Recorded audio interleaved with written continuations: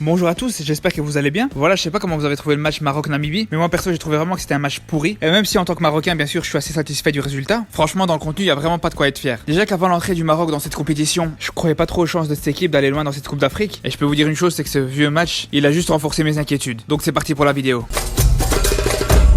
Comme vous avez vu, on peut pas dire que le Maroc n'a pas dominé ce match. C'est vrai que les Lions de l'Atlas avaient largement la possession. Mais justement, c'est ça le problème, c'est que c'était vraiment une domination stérile. Sur tout le match, on peut compter vraiment que 3 occasions pour le Maroc. C'est vraiment beaucoup trop peu. Contre ce genre d'équipe, on doit clairement imposer notre jeu. Même si tu gagnes pas 3-0, 4-0, il faut se créer beaucoup plus d'occasions. Après, vous allez me dire, ouais, il y a plus de petites équipes en Afrique. Ouais, il y a pas de petites équipes, mais il y a des grandes équipes. Et quand tu galères pour gagner contre la Namibie et que t'as besoin d'un but contre leur camp pour gagner 1-0, ou bien des pénaltys à la dernière minute comme pour le match Maroc-Comores au mois d'octobre, comment tu veux être considéré comme une grande équipe? D'ailleurs, dans ce match, il y a plusieurs choses que j'ai pas compris dans le coaching d'Hervé Renard. Et j'aimerais bien avoir des explications. Parce que ce que j'ai pas compris, c'est qu'en attaque, il met Youssef N'Siri, qui fait 4m10. Le mec, à 12 ans, il avait déjà une grue à la place des mains. Et on se rappelle tous qu'à la Coupe du Monde, il a sauté plus haut que 2 des meilleurs défenseurs du monde pour marquer son goal de la tête. Et là, on a vu quoi pendant les corners? C'est qu'à la place de faire un centre pour viser la tête de l'autre tour de Pise, une fois sur deux, il s'amusait à faire des combinaisons totalement inutiles, qui donnaient absolument rien. Et c'est justement ça qui me rend fou. Tu vois que tu joues contre une équipe qui joue regroupée en bloc à 10 derrière. Donc la meilleure façon de contourner ce bloc, c'est passer par les airs. Soit par des tirs de loin, ou bien par des centres. Donc pourquoi commencer à se casser la tête à jouer au sol, quand tu sais que t'auras plus de chances de faire quelque chose si tu joues en l'air? Et ça c'est pareil pour Bouffal. Comme d'habitude il a montré qu'il avait un grand talent au niveau technique. Mais pourquoi il veut toujours en faire trop? Ouais Bouffal, ah lâche ta balle mon vieux. C'est bien tu dribbles un joueur, t'en dribbles deux, mais tu vas pas dribbler toute l'équipe. Non mais Steve franchement il est dans un autre délire. Normalement un dribble dans le foot ça sert à quoi? Comme dit Johan Cruyff, dribbler un adversaire ça sert à franchir un obstacle. Bouffal on dirait qu'il fait l'inverse. Il arrive à franchir l'obstacle en dribblant le premier adversaire, et là à la place de faire quelque chose d'intéressant comme une passe ou un tir, il va continuer à se mettre en difficulté en dribblant jusqu'à perdre la balle. D'ailleurs pour en revenir au problème que je disais tout à l'heure, pour ce qui est de Bouffal il a même pas réalisé un seul centre. Donc voilà tout ça pour dire que cette absence d'occasion, elle est en grande partie causée par le manque de centres. Et justement pour ces centres, c'était pas seulement le problème de quantité, mais c'était aussi la qualité. Parce que déjà qu'il n'y en avait pas beaucoup, mais en plus le peu qu'il y avait, c'était vraiment une catastrophe. Honnêtement, Dirar, je le reconnaissais pas. S'il avait bien un talent, c'était justement la qualité de ses centres. Et c'est pareil pour Hakimi qui était pas au top au niveau de cet exercice. Mais encore lui, on peut pas lui en vouloir, parce que comme vous savez, il était pas positionné dans son côté préférentiel. Par contre, celui qui m'a vraiment surpris, c'est Amrabat.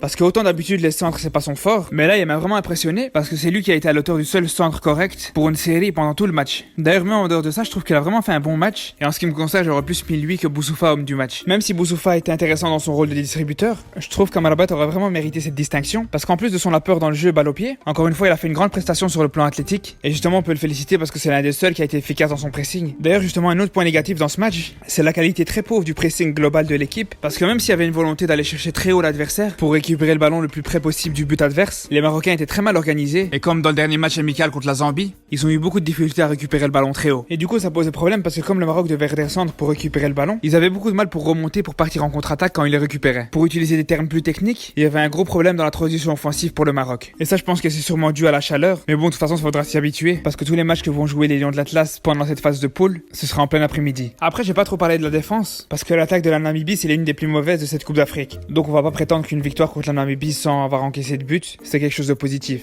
On pourra vraiment juger la défense vendredi contre la Côte d'Ivoire parce que là ce sera vraiment pas un match facile, mais l'avantage c'est qu'on va jouer contre la Côte d'Ivoire dans le scénario que le Maroc préfère parce que lors de leurs 2 dernières victoires contre les éléphants, les Lions de l'Atlas pouvaient se contenter d'un match nul pour se qualifier. Et pour ceux qui se rappellent, dans les 2 cas le Maroc a gagné, que ce soit à la CAN 2017 ou à Abidjan pour les qualifications de la Coupe du Monde 2018. Mais justement je pense qu'il faut surtout pas jouer pour le match nul parce que même s'il reste un point à aller chercher pour assurer quasiment la qualification, c'est pas pour autant que le Maroc est qualifié. La preuve c'est que c'est la première fois depuis 2008 que le Maroc gagne son premier match à la Coupe d'Afrique. Et justement à l'époque cette victoire c'était aussi contre la Namibie, mais malgré ça le Maroc s'est quand même fait éliminer en perdant ses 2 autres matchs. Donc voilà pourquoi il faudra rester très méfiant. Voilà, merci d'avoir regardé cette vidéo. J'espère que cette première analyse d'un match de Coupe d'Afrique 2019 t'a plu et oublie pas de t'abonner parce qu'on se retrouve déjà dans la semaine pour une nouvelle vidéo. Mais avant de terminer, je voulais juste vous dire un petit message. Pour ceux qui se demandaient pourquoi j'avais changé de bonhomme, en fait je sais pas si vous avez remarqué mais l'ancien était vraiment de basse qualité. Ça se voyait pas trop quand vous regardiez les vidéos sur téléphone, mais quand vous mettez la vidéo en plein écran sur PC, on voyait bien que l'image était floue et hyper pixelisée. Et du coup il y a justement un abonné qui l'a remarqué et cette personne a insisté pour me faire ce nouveau personnage qui comme vous le voyez est vraiment de meilleure qualité. D'ailleurs pour ceux qui parlent arabe, l'auteur de ce personnage s'est lancé sur YouTube, sa chaîne est dans la description. En fait il commente à sa façon les choses qui buzzent au Maroc et de temps en temps il va aussi parler du football marocain. Et donc si ça vous intéresse, je vous conseille d'aller le voir. En attendant, nous on se retrouve à la fin de la semaine pour une nouvelle vidéo.